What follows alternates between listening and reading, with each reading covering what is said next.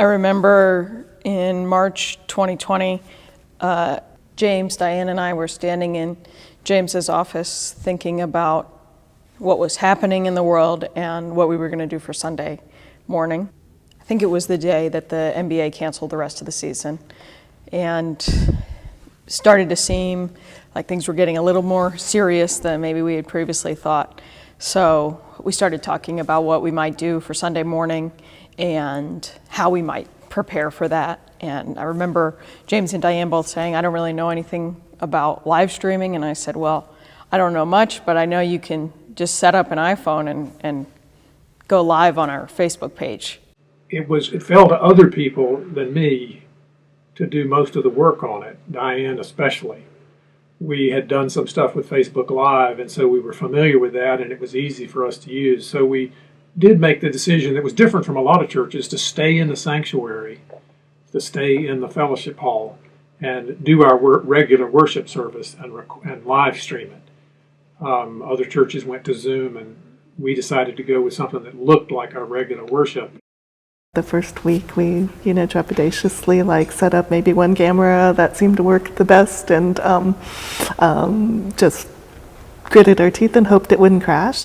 We had to figure out how to, still do hymns for this virtual service. We had one iPhone pointing at the chancel, and we just sang in front of there, and that's pretty much how it started. It every week kind of evolved.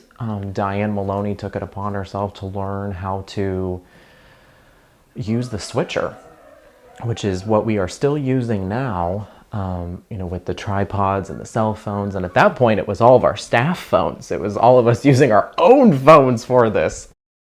So to get ready for the service on Sunday, we start talking about the bulletin.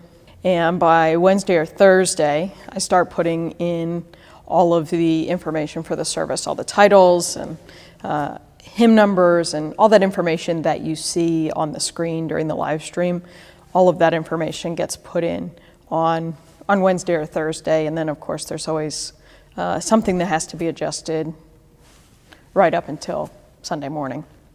We had to be very, very, very flexible because we didn't know what would work and what wouldn't work and what we had the resources for and what we didn't. So we would often, we became a real music ministry team together.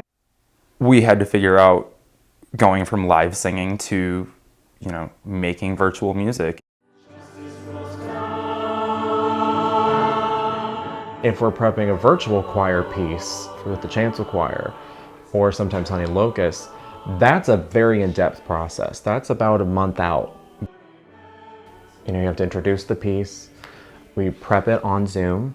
I can't hear them, they're all on mute, but they learn the notes, and then they take their phones and they hold it up and record into it using the voice memo app that anyone has, and they send it to Andrew and me, and then we combine it. And that's how we become a virtual choir. Every single choir member had to record their individual part by themselves using the guide tracks that we had give them, because they had to be at the same speed. And then Andrew would graciously spend many hours putting it together so it actually sounded like a choir. It was pretty labor intensive for everybody. So for me to make sure I'm ready to go, I get up pretty early and try to get here sometime between 8 and 8:15 so we can make sure that all of our wires are run and tripods are set and cameras are hooked up. Make sure the internet inside the building is sustaining our connection, make sure the sound's working, mic's working, batteries. There's lots of little details that go into making sure everything works. I'm getting there around 8:15 to set up all of the equipment in the sanctuary and all of the cameras to get that ready.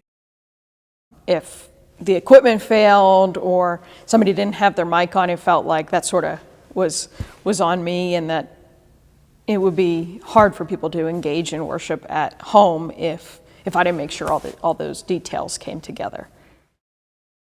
A lot of technology problems. The Wi-Fi would go out every once in a while, and when the Wi-Fi goes out, we completely lose streaming to Facebook, and so that leaves everybody in the dark on that end.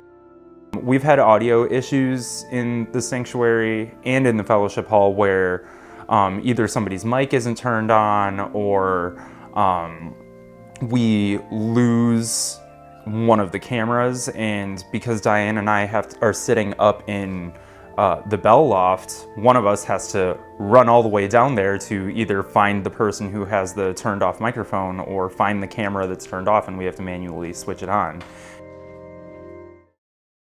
To make the streaming more viable for us as a congregation for the long term, we need a more permanent system in place. What we have right now is sort of a patchwork of old devices and miscellaneous parts that have kind of all come together to make this work. We also need some type of regular support on it. For the past, since March 2020 until early this summer, I was the only person who knew how everything operated on Sunday morning in terms of the live streaming aspect of things, and that was really stressful for me and challenging in case anything happened to me or I got sick. We didn't really have a backup plan in place. We definitely need a more permanent staffing solution for the live stream and a more permanent system. I would love to see whatever support that Diane and Andrew needed to actually make it not such a heavy setup for them every single week, and even like a tech team that learns how to do some of this stuff so that it's not on either Diane or Andrew all the time. Since people have come back in the building, we had to make some minor adjustments inside both of the worship spaces, so I wasn't in the way of those worshiping inside the building. I used to move around a lot and adjust camera angles here and there. We really minimized that. We moved cameras and cords out of main egresses through both the sanctuary and the fellowship hall, and making sure that it's a worshipful experience for both the people at home and in person has definitely been a challenge, because sometimes it feels like you have to maybe pick one or the other, and it's hard to serve both groups well, at least with the system that we have in place right now. The question becomes, how do you do good live streaming that doesn't impact the people that are there live? And I think that's the biggest challenge. Is right now what we're doing is intrusive. We have tripods and things up all over the place, and so what we'll need to do is install equipment that's remote, that's mounted in places that's unobtrusive, and I think that's the biggest transition. I know that there are plenty of people who are feeling a loss of community when they come to worship and there's a small number of people there because people are not feeling comfortable coming back or because they've gotten comfortable watching at home. So I think the difficulty is sort of figuring out what community is with these two different congregations. How do you really include people that aren't physically here in your community? And how do you build that in-person community with perhaps less people than we're used to having here? It's a challenge that I don't fully know the answer to. It's one that my colleagues tell me they're all grappling with.